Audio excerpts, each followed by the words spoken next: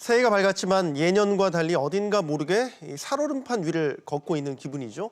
비단 우리뿐 아니라 세계 곳곳이 불안하기만 합니다. 기다리던 백신이 나왔는데 변이 바이러스가 출현하면서 코로나19 상황 복잡해지고 있고요. 미국 대선을 보면 트럼프 대통령의 불복으로 어수선하고 혼란스럽긴 마찬가지입니다. 실물 경제를 보죠. 위태롭지만 또 유동성에 힘입어 각종 자산들, 특히 증시는 또 뜨거운 랠리가 계속되고 있습니다. 자, 오늘 새해 첫 방송인 만큼 세계 경제와 증시에 대해서 좀 폭넓게 이야기해 보려고 합니다. 이인철 참 좋은 경제연구소 소장님 나오셨습니다. 안녕하십니까? 첫 질문은 정치 얘기부터 좀 해보죠. 이게 정치 얘기라고 봐야 될까요? 아니면은 코로나 소식이라고 봐야 될까요? 일단 미국 코로나19 확산세가 심상치 않은 건 뭐 누구나 다 아는 사실인 것 같습니다. 미국 17명 중 1명 정도가 이미 코로나에 감염됐다 이런 통계도 나왔고요. 이런 와중에 트럼프 대통령이 방역 수칙을 어기고 수백 명이 모이는 연말 파티를 기획했어요. 그것 자체도 논란이었지만 기획했다가 정작 트럼프 대통령 부부는 또 등장하지 않았습니다. 참 여러 가지로 논란을 일으키는 것 같습니다. 국내에서도 비슷한 일이 발생을 했죠. 네. 모 국회의원이 5인 이상 모임 금지 어기고 이제 6인이 이제 모여 식사를 해서 논란이 확산이 됐는데 사실 미국은 더 심각합니다. 대통령이 개인 별장으로 사람을 불러서 네, 연말 파티를 열고 그것도 입장료까지 받았습니다. 맞아요. 그러면서 이제 본인이 정작 빠지고 세 자녀가 참석해서 논란인데 이런 걸 보게 되면 이 정책 당국자들은 이 국민들한테는 사회적 거리두기 의무를 강요하면서 정작 자기 자신한테 좀 관대한 게 아니냐라는 얘기가 나올 수밖에 없는 대목인데 그럼에도 불구하고 대통령으로서의 처신은 누가 봐도 이제 비난받아 마땅한데요. 지금 상황이 얼마나 심각하냐면 미국의 경우에는 누적 확진자 수가 2천만 명이 넘었습니다. 네. 그리고 전체 인구가 한 3억 2,800 정도 돼요. 세계 3위 인구 대국이죠. 전체 인구 3억 2,800 가운데 2천만 명이니까 확진자가 6%예요.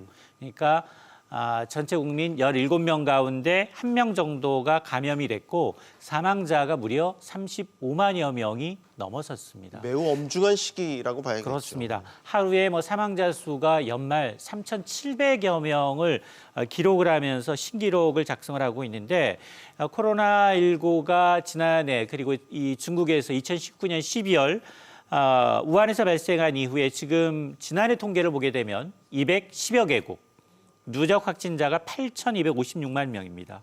사망자가 180만 명으로 미국이 1위, 브라질, 인도의 순위예요. 여기에다 이제 영국발 변이 바이러스가 전 세계 확산이 되고 있습니다.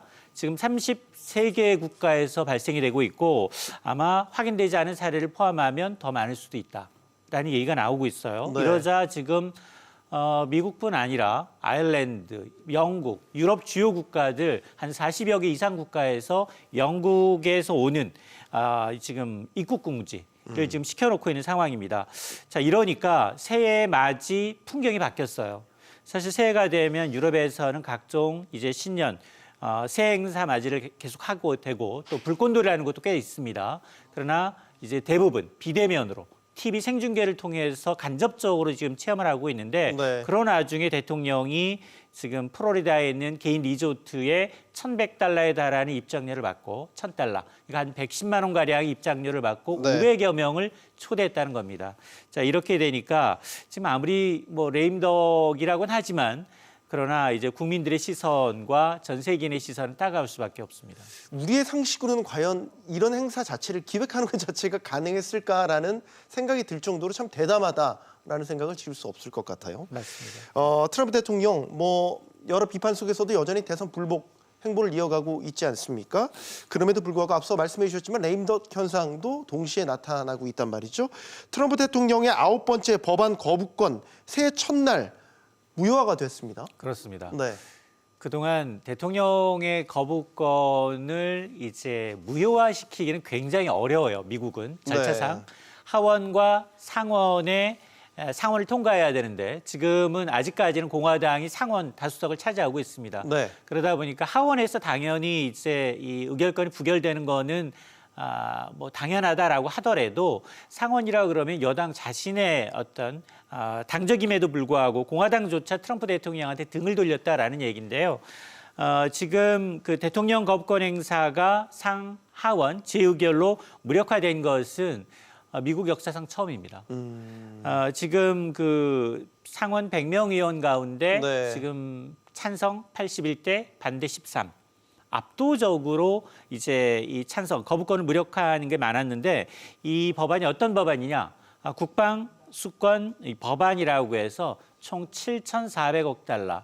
우리 돈으로 약 한 700조, 800조 원 규모의 국방과 안보 관련 예산을 담았습니다. 그러나 이 트럼프 대통령은 자신이 이제 요구했던 예산이 반영되지 않았다라는 이유로 네. 이거를 이제 지난달 말 거부권을 행사한 바가 있는데 트럼프 대통령도 지난 4년 동안 사실은 8차례에 걸쳐서 이런 거부권을 행사했지만 그러나 대부분 다 거부권 행사가 유효했어요. 상하원을 잘 통과를 했지만 이번만큼은 아니었습니다. 앞서 하원에서도 한 320여 명 이상이 압도적으로 찬성을 하면서 네. 거부권이 이제 재의결된 바가 있는데 어쨌든 백악관 지금 주인으로서 행사할 날은 보름이 채 안 남았어요. 사실 그 레임덕이라고 하기에도 날짜가 너무 촉박합니다.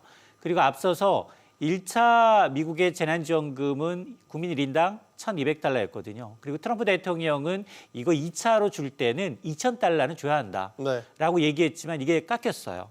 이 600달러로 이제 깎이면서 이제 레임덕은 이미 시작된 게 아니냐라는 평가가 나오고 있습니다. 네. 자, 이렇게 레임덕이 정점을 달하고 있는데 트럼프의 이 대선 불복 행보 끊이지 않고 있습니다. 6일을 보면 미국 의회가 이제 바이든 당선인 당선 확정을 짓는 날이고요. 그럼에도 불구하고 트럼프 대통령 워싱턴에서 대규모 불복 시위 주도를 하고 있는 그런 상황입니다. 이런 가운데 또 공화당 내에서 일부 의원들은 불복하는 게 맞다. 이런 식으로 또 당 내에서도 좀 그 내분이 있어요. 네, 내분이 뚜렷하게 드러나고 있는 것 같고요. 자꾸 헷갈리는 게 미국 대선 결과가 뒤집힐 게 아직도 남아 있는 건가요? 너무 헷갈립니다. 그럴 가능성 거의 희박해 보입니다. 그런데도 이 불복 행보는 계속해서 이어지고 있고요. 그렇습니다. 미국 역사상 그런 일이 발생해서도 안 되고 발생할 이유 가능성도 적다라는 게 전문가들의 평가입니다. 그러나 이제 이 대통령의 이제 일정 가운데 백악관 입성 일정 가운데 가장 중요한 날이 내일 모레입니다. 현지 시간으로 6일이에요.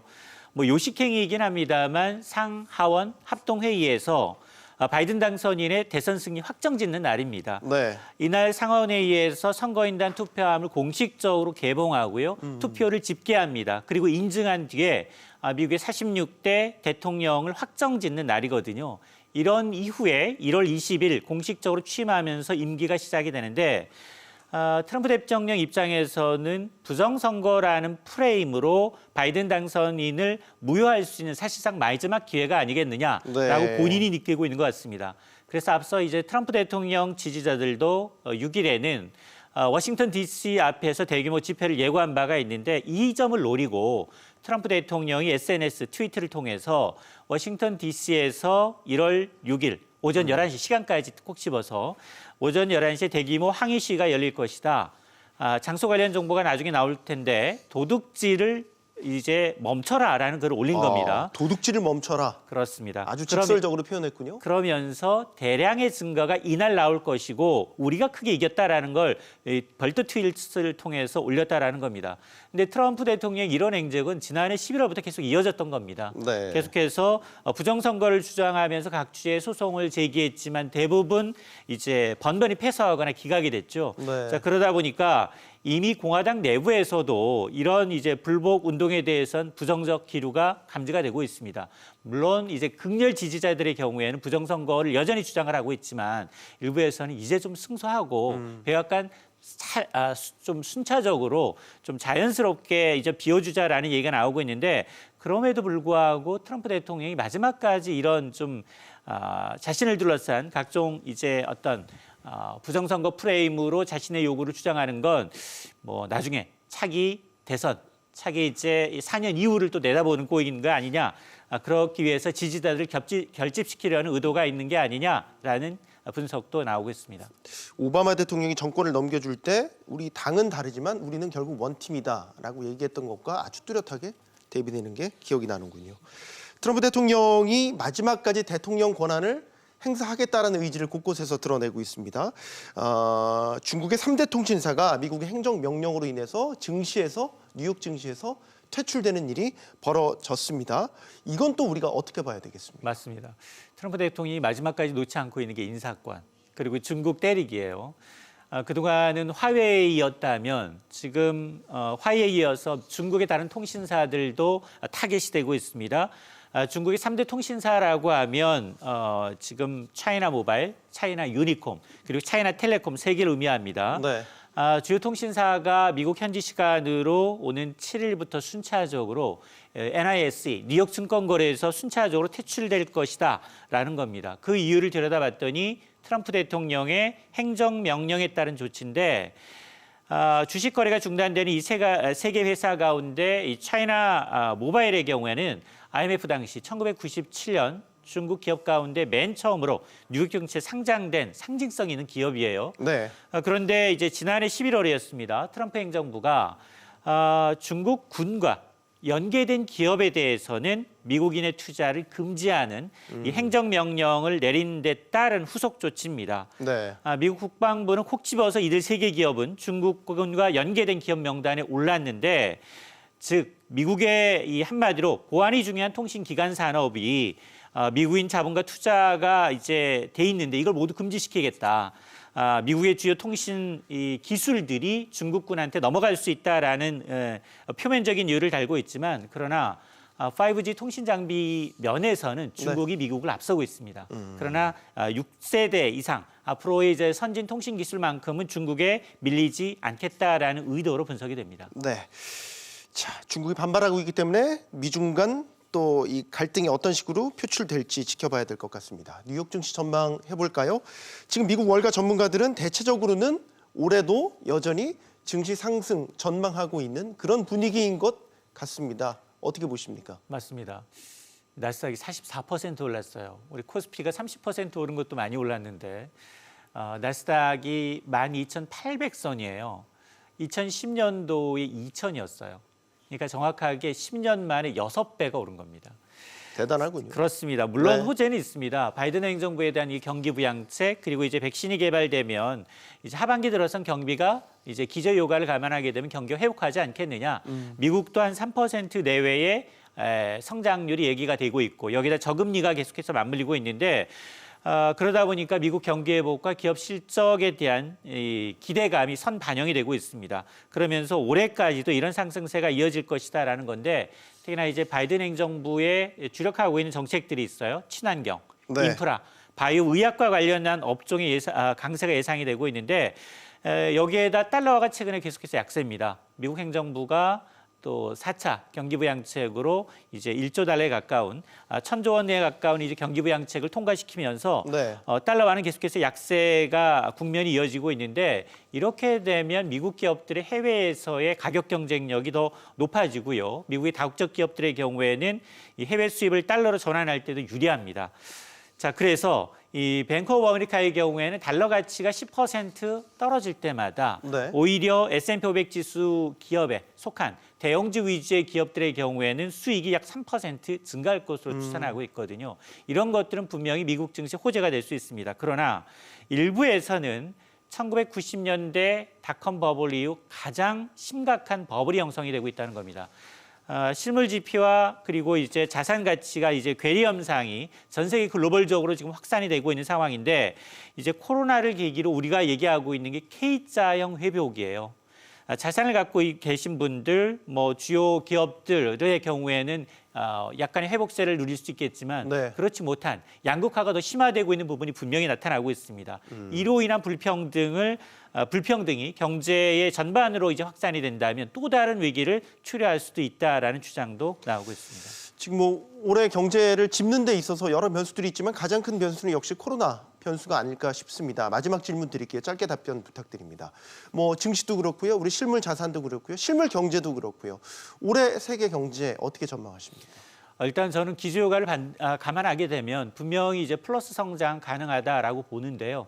그게 바로 상저하고가 될지 상고하저가 될지, 우리도 마찬가지입니다만 지난해 22년 만에 최저 성장률 마이너스 1% 성장률에서 3% 이상 성장을 하지만 과연 이걸 오롯이 이제 체감할 수 있느냐 이 부분에 있는 것 같습니다. 앞서 제가 이제 K자형 회복을 말씀을 드렸는데 네. 개인의 경우에도 지난해 자산 시장이 올라탔느냐, 자산을 보유했느냐, 주식이든 그리고 부동산이든 암호화폐든 지난해는 달러와 유가, 국제 유가를 제외하고 나머지 자산은 대부분 다 올랐거든요. 그렇죠. 자, 그런 자산이 올라타신 분들은 어느 정도 수익을 체감했겠지만 그러지 못한 분들, 오히려 역으로 행동하신 분들이 계세요. 네. 자산을 처분했거나 네. 이런 분들의 오히려 뭐 인버스에 투자를 했거나 이런 분들의 경우는 오히려 더 이제 자산이 좀 줄어들었습니다. 그러면 지난해 미국 중 모든 자산에 투자했으면 돈을 벌었다면 올해는 그 투자한 자산을 지키는 데 주력을 해야 된다.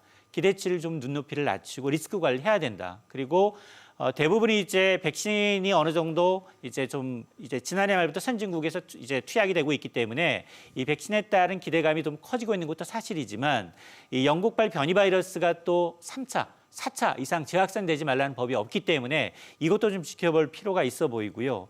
증시는 대응의 영역이다. 지난해처럼 모든 자산에 다 투자해서 돈 벌 수 있는 시기는 아니기 때문에 특히나 가장 중요한 건 뭐냐? 달러의 흐름이에요. 달러가 상반기까지는 약세를 갈 가능성이 높지만 하반기 들어서는 오히려 물가가 좀 불안해지고 경기 회복 조짐이 나타나기 시작하게 되면 이 돈의 흐름이 바뀝니다. 달러가 약세에서 강세로 전환할 수 있다. 이럴 경우에 우리가 늘 경험했던 이 긴축 발작이라는 미국의 달러가 강세가 됨으로써 위험 자산에 굳이 투자할 필요가 없는 시기가 오거든요. 그럴 경우에는 지금 자산 가치의 버블이 한층 꺼질 수 있습니다. 자, 이런 점을 유념해 두시고 미국 달러의 가치가 어떻게 움직이느냐를 눈여겨보시는 게 아마 투자의 바로미터가 되지 않을까라는 생각이 듭니다. 연준의 포지션이 언제쯤에 방향 전환을 할 것이냐? 그 타이밍도 잘 봐야 되겠군요. 연준은 바이든 행정부 초기이기 때문에 가능한 한 저금리 통화 완화를 시키겠지만 미국의 금리는 장기채부터 움직이거든요. 물가를 선반영하기 때문에 네. 장기채 금리가 얼마나 빨리 움직이는지 상승하는지 바닥에서 턴하는지 이게 변수가 될 수 있습니다. 돌다리도 두들겨 보고 건너야 할 한 해인 것 같습니다. 참 좋은 경제연구소 이인철 소장이었습니다. 고맙습니다.